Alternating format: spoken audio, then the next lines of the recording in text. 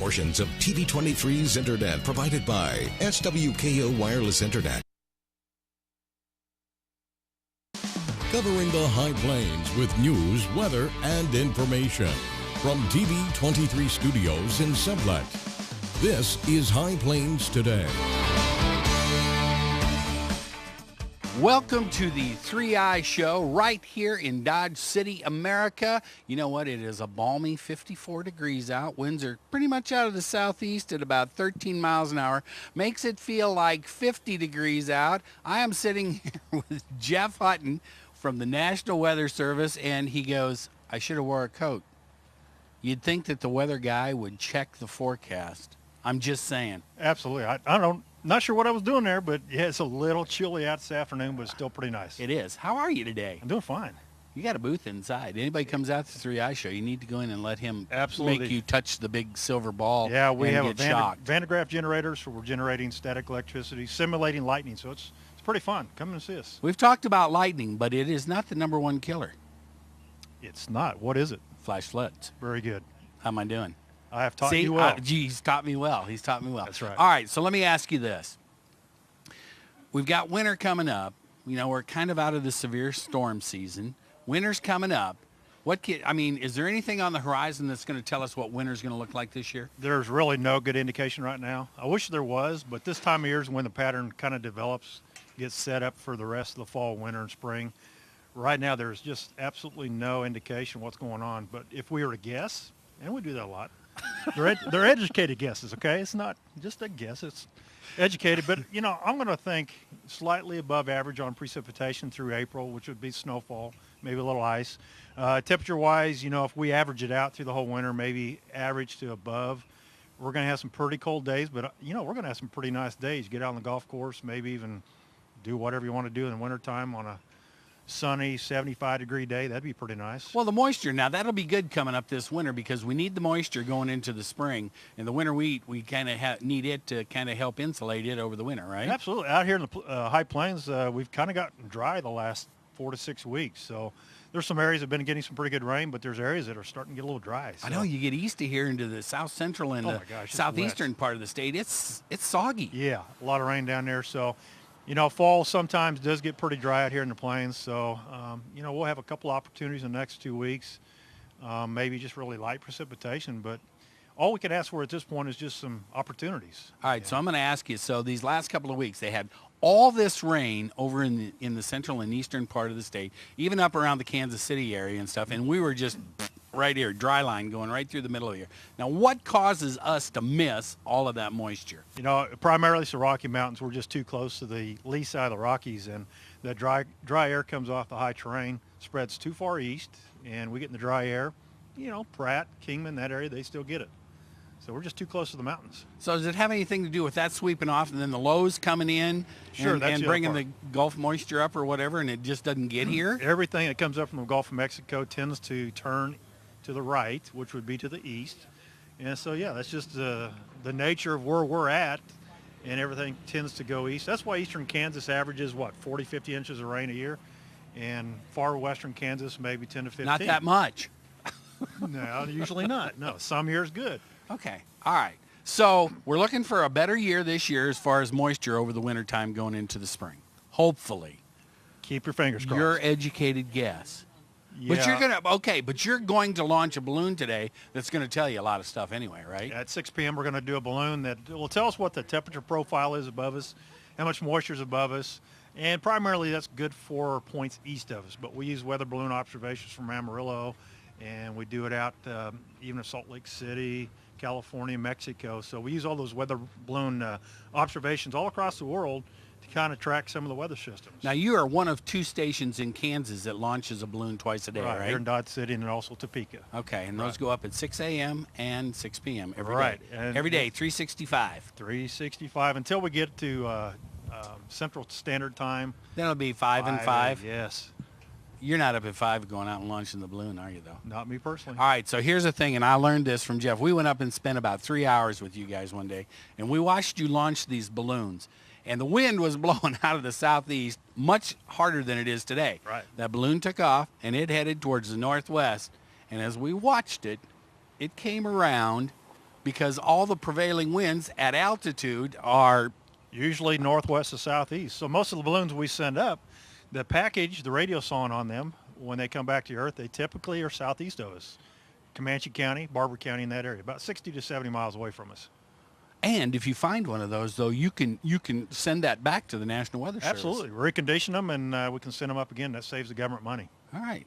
Jeff, thanks for coming by You today. It's betcha. always fun talking to you. Absolutely. Anytime. I even went in today and was talking to him, and he made me touch the thing and get shocked. I tried to get his hair to stand up on Yeah, end, it but, didn't work. Didn't work. All right. Thanks for coming by. You Stick betcha. around. I'll be back with more after this. Thank you, sir. You're watching High Plains Today on TV 23 with host Chris Jewell.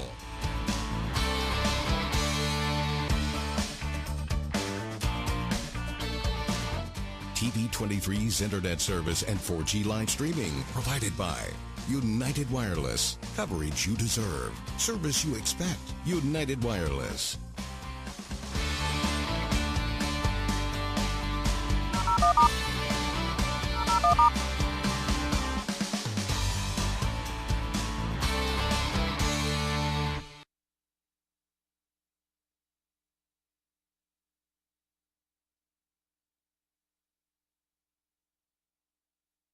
When you do business with United Wireless, you're doing business with people living and working right here in Southwest Kansas, not someone halfway across the world. We're proud of the fact that every day we serve our friends and neighbors, our healthcare providers and hairdressers, technicians, farmers, and local retailers. You are the people who make Southwest Kansas great, and for all you do, we believe you should be treated with the utmost respect. We are United Wireless, and we are Southwest Kansas proud.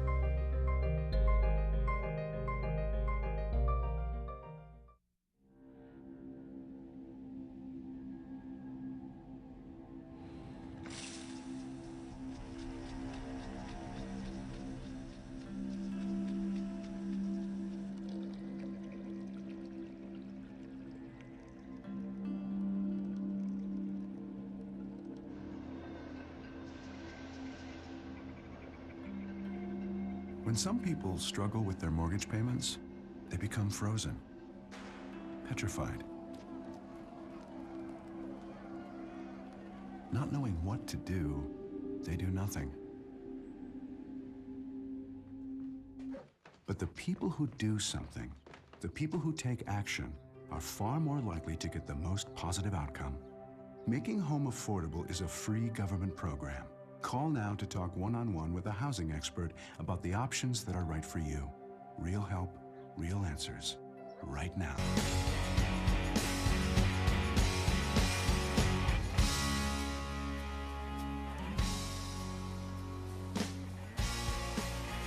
And welcome back to Dodge City, America's 3i show out here at the Western Bank Expo Center just south of Dodge City. I'm now joined by Matt Friedrich. He is the regional manager for Kenworth in Liberal and Dodge City. How are you today? Good morning. Great. How are you? I haven't seen you for a while. I know It's good to see you again. we haven't crossed paths, have we? No, you got a lot going on though. Yes, you got we a lot do. going on here in Dodge City. You just finished a new facility, Yes. right? 2830 East Trail. Very nice facility. One thing that's kind of unique to that facility of all of ours is every piece of lighting in that building is LED. It's kind of like our lights here. Exactly. LED. It's Yes. the way to go. Multiple bays. We have a big lube bay, alignment rack, C&G bay. CNG. Okay, we yes. want to talk about that a Let's little talk bit. about Now, that okay, here a little now, bit. yeah, and also now you had a fire at your building in Liberal, which was not that old. No, it but wasn't. it just burned the shop. Yes, And so you guys are getting close on getting that finished back up again, right? we are. That happened back in February, and now we're on the, I'd say, the downhill slide. We're hoping by the end of the year that we'll be back underneath one roof, because right now we have a shop on the west part of Liberal. Yeah, and you're Yeah, Yes. temporary. Exactly. Temporary. Which has been what's been a blessing for us because that opened up the way it did. Yeah. But now we're going to be underneath one roof. We've made a few changes, a few modifications to this. We're going to go a little bit taller in our new shop and have a crane, be loaded for a crane, and so A crane? a crane. Yes. Because okay. these trucks aren't exactly light that run up and down these roads. No, they're not. So we're going to have a crane so they can do those kind of things. But we'll also all of our lighting in our new shop will also be LED lighting. That's the way to go. Yeah. That's cool stuff. So we can start saying we're conscious of our the environment. Yes. You're going green. Yes. Speaking of going green, Yes. let's talk about CNG, because I know you guys through the Liberal store have sold a lot of CNG vehicles. Fact. All right, Yeah. tell me about those. I mean, I've seen two different types. Now, the first type you got in had it looked like a big sleeper deal on the back, which processed all the compressed natural gas, That's right? that's what they call the storage tanks. Yes. Okay, but now all the storage tanks are down along the side? Well, depends on what manufacturer you go with. Oh, okay. And so depends on what they call DGE, diesel gas equivalent, is on what kind of a storage package you have. And so some of them are horizontal on the side on both frame rail, and some of them are on the back of cab. And so it just depends on your configuration. Some guys like them down the side, some guys like them on the back behind the cab. Just depends on what, once again, your specifications and your specs are. Okay, so you get into these CNG vehicles because you're seeing more and more of them. You're Yes, you seeing are. more and more, fill stations for CNG. Right. Now, what kind of horsepower and fuel mileage, I guess you would call it fuel mileage, and that kind of stuff are you getting? Well, horsepower-wise, you're typically seeing 400, 4.25 approximately, but you see a lot of them less. So just for an average, let's say 400 horsepower. The difference of a CNG engine versus a diesel is you don't get as much torque out of a CNG engine as you do a diesel engine. Torque is important, It is. though. That's what gets you up isn't the it? hills. Yeah. Yes. Yeah. Horsepower maintains your speed and velocity. So yes, it's a difference. But we have a fleet in our area that has well over 60 CNG trucks that we service on a regular basis. And but back to your pointed question about fuel economy, approximately, and it depends once again on the application, but we're seeing some fleets getting up about what they call diesel gas equivalent fuel economy of about 6 miles to the gallon. Okay, and being much cheaper, Yes. and possibly you would think it'd be more readily available. The problem is the infrastructure with CNG. You talked about fill stations. Right. There's 2 of them in Liberal, and there's some. You see it more prevalent in Oklahoma, because Oklahoma, you see where they have the incentives for a lot more CNG. Not to say Kansas is not working towards that or doing that. I'm not involved with legislation, but you're seeing more people get involved with CNG in Kansas. We've got a fleet in Liberal that has. I believe we're up over a dozen trucks now that are CNG powered now, and they have that fill station. There's 2 in Liberal, but the one I'm thinking of is on the bypass on Liberal, right outside of town. Yeah, there. easy for trucks to get Exactly. in and out of. Exactly. Yeah. All right. Okay, so now that we've talked a little bit about CNG, I want to talk about one thing now. With all the electronics that are in large, class 7, class 8 trucks. Yes. It used to be back in the day, hey, horsepower is cheap. I got to have big horsepower to get down the road at a high rate of speed and be able to carry hills and stuff. Now you see more and more trucks that are looking at the 450, 455, 460 horsepower as opposed to being in the 500s and up. You're exactly correct. The reason for that is because they found with electronic timing, in other words, they'll give you an example now, on a new diesel engine, you can have that injector will shoot diesel fuel into that liner multiple times in one stroke of that engine. And it's just all about electronics and timing. It's about efficiency. It's about cost per mile of that vehicle and longevity. And they talk about B10 life of an engine. And what that means is if you have a B10 life of an engine, that means that 10% of those engines produced will have to be overhauled in 1,000,000 miles. And so back to what your question was as far as why you seeing less horsepower, because people are trying to get better fuel economy. And nowadays you have electronic transmissions that communicate with electronic engines, so they all work together in just one big unison, and it's much more efficient is what the whole boils So the down big to. thing is the massive horsepower is not such a big deal anymore. It is still there in certain Well, yeah, applications, yeah. but you don't see it as prevalent. 455, you hit it on the nail on the head. That is a very common engine horsepower. Matter of fact, we have certain fleets that once you put it in cruise mode, it goes from, say, 1,550 foot-pounds of torque, automatically bumps up to 1,750 just by hitting that cruise button. So you're still getting a lot of torque for pulling hills and all Definitely. that kind of stuff. Okay. Definitely. Matt, Thanks for coming by Yeah, today. It's good to see you again. Yes, thank We'll you. have to do this again some other time. Thank All you very right, much. stick around. I'll be back with more right after this.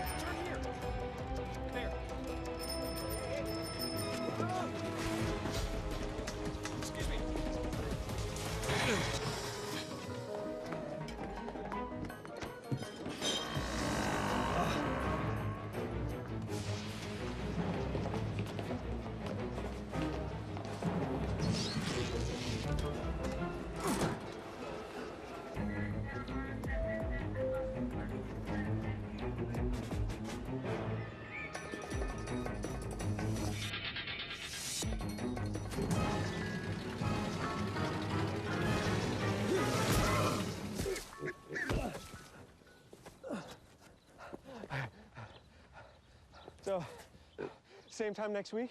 Well, of course. Put away a few bucks, feel like $1 million. For free tips to help you save, go to Feed the Pig. Something I feel when I'm right here. Something that tells me that I'm home. This is the place. Everybody here knows it. This is the place. Oh, it's home to me and you. Yeah, this is the place.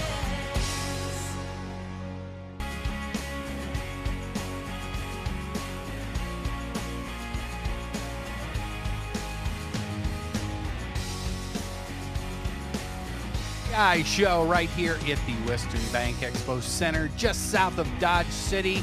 Big deal going on out here today. You know, it is pretty pleasant out. It's only, it's about 54 degrees. Winds are out of the southeast at about 10 to 15 miles an hour. Starting to cloud up a little bit, but there's a lot of stuff out here, outside as well as inside. Okay, I am now joined by Andrea Burns. She is with the Ford County Extension Service. In fact, she is the ag agent. Anything ag, they're going to see you, right, Andrea? Yes, that's right. Okay. Here in Ford County, anyway. All right, in Ford County or wherever else they want to send her. All right, but you guys have a lot of stuff coming up tomorrow. You got a big deal coming up tomorrow that the people from, well, the big house, the Kansas State from Manhattan are coming down, and they're going to talk about biosecurity for livestock, right? Yes, that's right. It's a joint project between Ford County K-State Research and Extension and Ford County Emergency Management and our local Ford County Emergency Planning Committee, which I sit on that too. I wear several different hats, and I'm working with them to put this program on. So we have Dr. A.J. Tarpoff that's coming to Dodge City tomorrow to talk about animal biosecurity, and that's important. We live in feedlot country out here, and there's lots of animals. There's lots of animals out here, and so biosecurity needs to be something that people think about. Probably remember last year in the summertime hearing about the poultry episodes they had in Iowa, and we've had some other animal livestock issues. And so biosecurity is something that not only the big feedlots need to think about, but the small farmers and the 4-H livestock kids all need to think about. Okay, so we're going to talk about biosecurity. He's going to talk about that tomorrow. But what are some of the things that he's going to be hitting on that feed yards and say the local farmer or the people who have a little 4-H project in the backyard? I mean, what is he going to concentrate on? Well, there's lots of different diseases. It just depends on the species, like anaplasmosis. Say that 10 times fast. I'm not going to say it once. With livestock is a big issue, as well as there's some horse diseases that we've been passing around from Nebraska, and they've been in the area, and so there's lots of livestock issues. He's going to talk about quarantining animals when you take animals out and commingle them or expose them to other animals, taking them back home. You know, a small producer, a 4-H kid needs to pen them separately from the rest of their herd, so if they do have some disease or catch something, they aren't spreading it amongst everybody. Feedlots need to be careful when they bring in cattle. So we're going to talk about some of those diseases. We're going to talk about some security or issues. We're going to talk about quarantining issues. Okay, And so when to call your vet. all right, so let's go back to the anaplasmosis.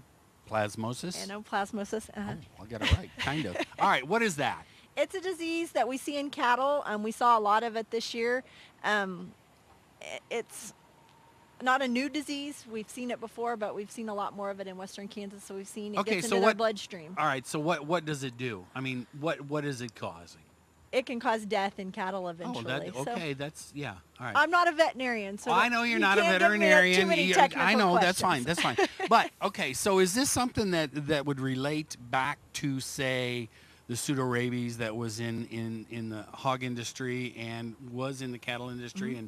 And because we don't hear so much about mad cow anymore, right? No, but scrapies and Scrapies. brucellosis and some of those Yes. that we used to see in Yeah. sheep and goats and those types of things that we have preventative measures for, we've kind of eradicated them because we have those preventative measures. So these are some other diseases. Newcastle's disease, there was a Newcastle's disease in poultry in Right. California several years ago. Those are the type of diseases. But we have a lot of animals. Just think about the amount of animals that come through Ford County every day, either in truck traffic or If you look rail down here or- to the south to the highway, you're seeing them coming north and from the west, from the Yes. south and from the west into Dodge City because of the packing industry is so Right. relevant in southwest Kansas also, right? Exactly. And so, for example, the emergency management side comes into it is if we would have an outbreak in Ford County, we would have to stop traffic, stop the movement of animals in and out of here. So not Whoa. only does it affect the producers, emergency management, highway patrol, A lot the of stuff. veterinarians. Yeah, we have plans, written. There's a state plan that's Okay. written. There's a local plan that's written to And follow you guys are going to those. share a lot of that We're tomorrow. going to share bits and pieces of it, but we're going to share what just the common person would need to know. We're not going to get real fancy and talk about things that you can't pronounce. You're not going to. Oh, okay, yeah. Well, I already forgot. Well, how we're to going to talk pronounce it. about asthma. I already forgot how to pronounce it. Okay, so when does this start tomorrow? There's two presentations. He's going to do two presentations. One's at 11, and then another one at 4, and it'll be in the Dirt Arena side of the Western State Bank Expo Center. Look for the big crowd, and there'll be some signs. Oh yeah, and you stuff can't up miss it. You tomorrow. go to the far west end of the expo center, Yeah. and you're going to run right into it. Yep. So come out, come early for the presentation, stay for lunch, look at the other exhibits, and we'll get you And educated. if you don't get everything in the first go around, you can come back for the second. Exactly, and it's supposed to be a lot nicer tomorrow. Oh yeah, weather-wise. it's going to be warm. I won't be wearing this coat tomorrow. All right, Andrea, thanks for coming by today. Thank you. All right, and I'll be back to wrap everything up right after this.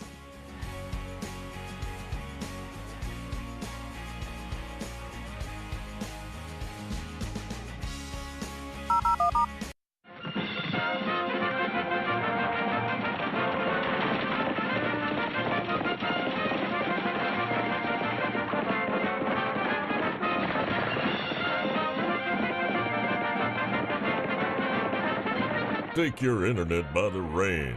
Pioneer Communications offers blazing fast speeds up to 50 meg. Make slow internet a thing of the past and sign up for faster internet today. Pioneer Communications, your community connected. So, I got this new family, and I don't know what it is about this one, but she can't seem to put down that toy all day long. Tap, tap, tap, tap. Oh, and she even talks to it. She talks to that more than she talks to him. What's up, bro? Nice shirt. Who's she talking to? Her mom? She talks to her mom a lot. Did you know kids who play outdoors have healthier lungs? Totally. I did. Did you know that boys that play with dolls make better husbands? My son has lots of dolls. But did you know terry cloth diapers breathe better? I did. It's totally true. Oh, yeah. Did you know that strollers have the right of way on the sidewalk? Yes. Yep, I did. Did you guys Did you know that kids who eat breakfast have higher GPAs? Yeah, I know. Yeah. That's actually what I was going to say. Did you know babies should never touch silver? It's really bad for them. I knew that. Did you guys know that statistically friendly kids have more friends? Mm-hmm. Yeah. That's obvious. Did you know most people think they're using the right car seat for their kid, but they're not?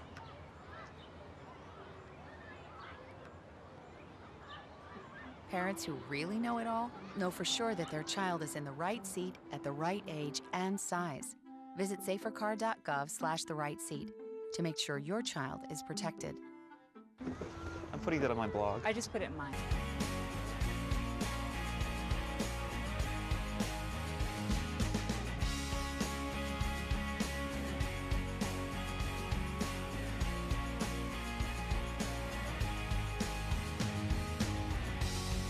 All right, and we are back at the 3i Show right here in Dodge City, America. 3i Show, Western Bank Expo Center. Come on out. As you can see, there's a few people walking around out here. This is Ag Career Day out here. There is probably a couple of hundred high school students out here roaming around, learning from certain industries out here at the 3i Show.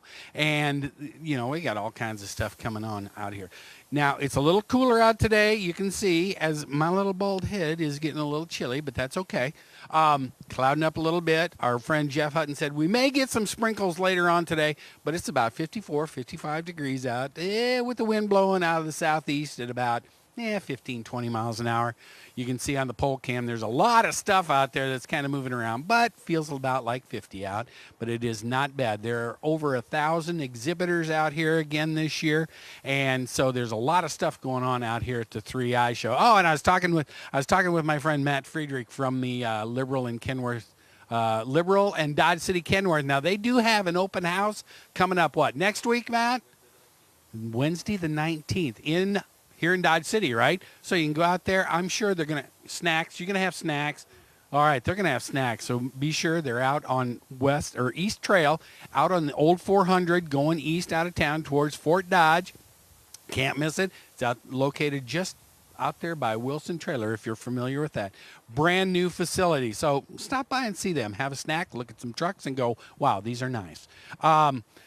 There is a lot of stuff going on. I thank Jeff Hutton for coming by today. Always fun talking to Jeff. He always quizzes me on what I've learned in the meteorology world because I know very little. I know if it gets cloudy, there's a chance of rain. But there's only about a 10% chance today. All right, come see us tomorrow. We're out here at the 3i Show. We're going to be doing this again tomorrow at noon. Come by and see us. Have a great Thursday, everybody. See you tomorrow.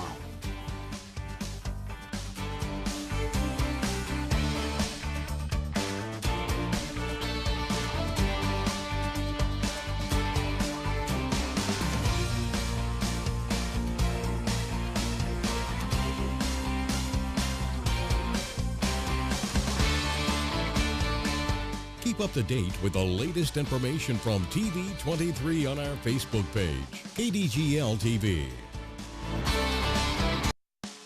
Hi, Chris Jewell, host of High Plains Today, a 30-minute news and information program that airs weekdays at noon right here on TV23. We talk about news, we talk about sports, we talk about weather, we're even going to talk entertainment. We'll have live guests right here on set with me. So, every day at noon, tune in, High Plains Today. We'll see you then.